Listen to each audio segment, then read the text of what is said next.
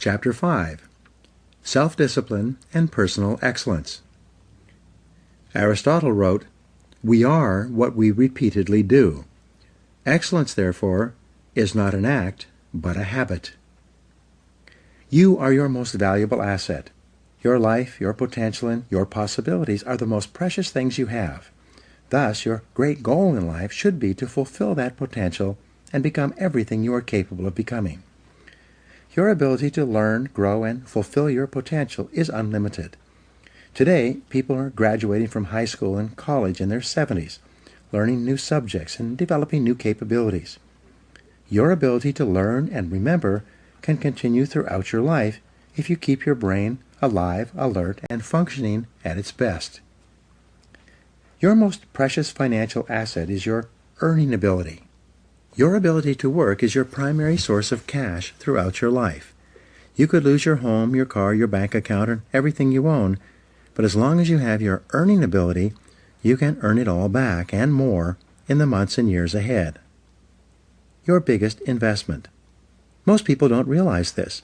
They take their earning ability for granted, but it has taken you your entire life to develop your earning ability. Every bit of education, experience, and hard work that you have invested in learning your craft and developing your skills has gone into building this asset. Your earning ability is very much like a muscle. It can increase in strength and power year by year as the result of regular exercise. Likewise, the opposite is true too. If left alone or ignored, your earning ability, like your muscles, can become weaker or even decline because you have simply failed to upgrade it continually. In other words, your earning ability can be either an appreciating or a depreciating asset.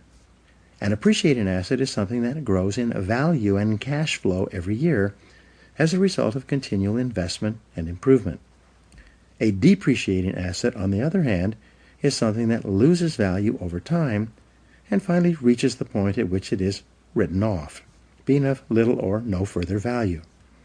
The choice is yours as to whether your earning ability is increasing or decreasing month by month and year by year. See yourself as the president of your own personal services corporation. Imagine that you are going to take your company public on the stock market. Would you recommend your company as a growth stock, continually increasing its value and earning ability each year? Or would you describe your company as one that has leveled off in the marketplace, that is not really going anywhere in terms of increased value and income? Would you recommend stock in U Inc. as an excellent investment? Why or why not? What got you here won't get you any further. Some people are actually losing value each year, declining in earning ability because they are not continually upgrading their knowledge and skills. They don't realize that whatever knowledge and skill they have today is rapidly becoming obsolete.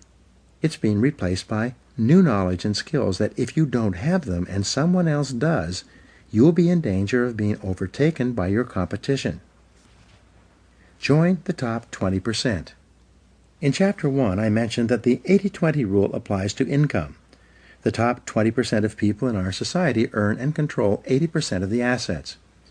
According to Forbes, Fortune, Business Weekend, Wall Street Journal, and the IRS, by many estimates, the top 1% of Americans control as much as 33% of the assets. The most interesting discovery in income inequality is that most millionaires, multimillionaires, and billionaires in America are first generation. They started with little or nothing and earned all their money by themselves in one lifetime.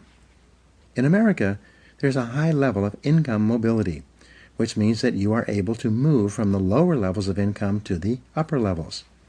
Almost everyone who is in the top 20% today started in the bottom 20%. From that point, they began to do something different with their time and their lives, and as a result, they put themselves squarely onto the upward escalator of financial success. No limits on your potential. The average income increase in America is about 3% a year, just about the same as the rate of inflation and cost of living increases. People whose income is increasing at 3% a year seldom get ahead. They have a job, which can also be thought of as an acronym for just over broke. But the fact is that no one is better than you and no one is smarter than you.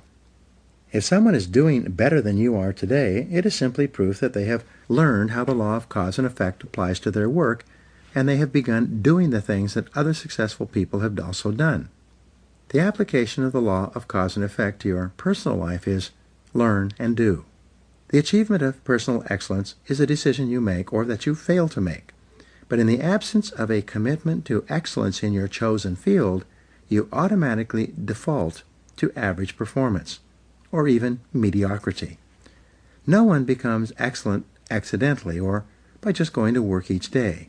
Excellence requires a definite decision and a lifelong commitment. The keys to the 21st century. Knowledge and skill are the keys to the 21st century. Becoming the best person you can possibly be and moving to the top of your field requires the application of self-discipline throughout your life. Mental fitness is like physical fitness. If you want to achieve either, you must work at it all the time. You can never let up. You must be continually learning and growing every day, week, and month throughout your career and in other areas of your life if you're going to join the top 20% and stay there. To earn more, you must learn more. Abraham Lincoln once wrote, "The fact that some have become wealthy is proof that others may do it as well. What others have done, you can do as well if you learn how." Everyone who is at the top was once at the bottom. Many people who come from average or poor families with average incomes, or who grow up in average circumstances, have gone on to become some of the most prominent people in their fields. And what hundreds of thousands and even millions of other people have done, you can do as well. The philosopher Bertrand Russell once wrote, "The very best proof that something can be done is that someone else has already done it."